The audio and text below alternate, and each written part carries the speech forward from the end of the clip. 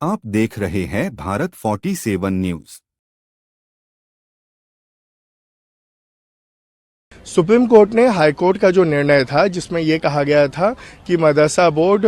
की और जो एक्ट है वो संविधान के सेकुलरिज्म के प्रिंसिपल के विपरीत है, उसको तो पूरी तरह से खारिज किया है, उसको सेट असाइड किया है और कहा है कि मदरसा बोर्ड और जो एक्ट है वो पूरी तरह से कॉन्स्टिट्यूशनल है। जहाँ तक कि कामिल और फाजिल डिग्री का सवाल है, जो कि हायर डिग्री होती है ग्रेजुएशन लेवल की, उस पे उन्होंने कहा है कि ये मदरसा बोर्ड कन्फर्म नहीं कर पाएगा, लेकिन मुंशी मौलवी और आलिम की डिग्री जो 10वीं 12वीं के बराबर होती है उसकी पूरी वैलिडिटी रहेगी। ये बहुत बड़ी राहत है क्योंकि बहुत टीचर्स का, बहुत स्टूडेंट्स का भविष्य अधर में आ गया था। हाई कोर्ट ने यह भी ऑर्डर दिया था कि इनको स्कूलों में लेके जाइए, मदरसे के बजाय इनको सरकारी स्कूलों में वो कीजिए। यूपी में सरकारी स्कूलों के हालात हम सबको पता है, साथ ही साथ इतने सरकारी स्कूल भी नहीं हैं और मदरसा अपने आप में, हम उर्दू से हट के अगर उसका ट्रांसलेशन देखें तो उसका मतलब ही स्कूल ही होता है। तो वो जो भविष्य अधर में लटक गया था, अब उस पर एक फाइनल निर्णय आ गया है और उनके लिए भी और मदरसा बोर्ड की तरफ से भी वी वेलकम द डिसीजन। जी, हम जो मदरसा बोर्ड ने जो प्रिस्क्राइब किया है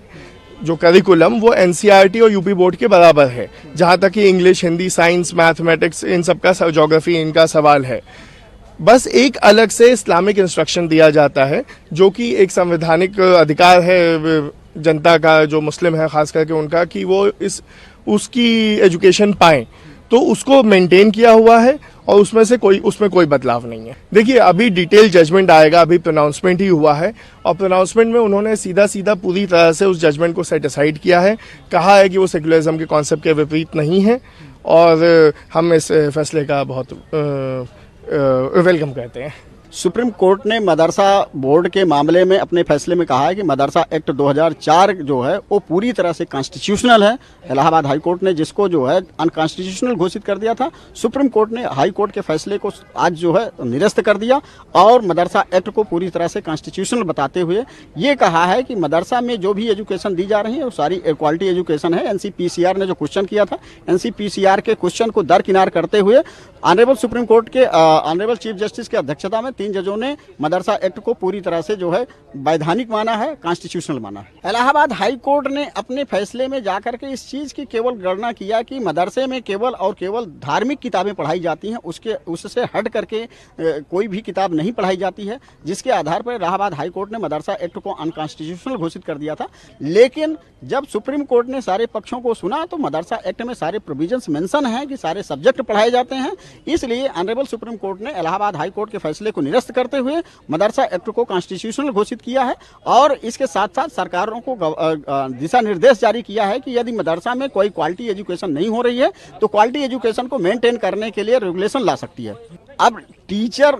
तो वही सर्विस करेंगे, चूंकि वो सर्विस कर रहे हैं, बच्चों को शिक्षा दे रहे हैं। रही बात बच्चों को, किसी बच्चे को कहीं कंपेल नहीं किया जा सकता है कि वो मदरसा में पढ़ेगा या पब्लिक स्कूल में पढ़ेगा या कहाँ पढ़ेगा। लेकिन सुप्रीम कोर्ट ने इस चीज को कहा है कि अगर मदरसे में कोई नॉन माइनॉरिटी बच्चे पढ़ रहे हैं तो उनको रिलीजियस बुक पढ़ने के लिए कंपेल नहीं किया जाए और इस तरह से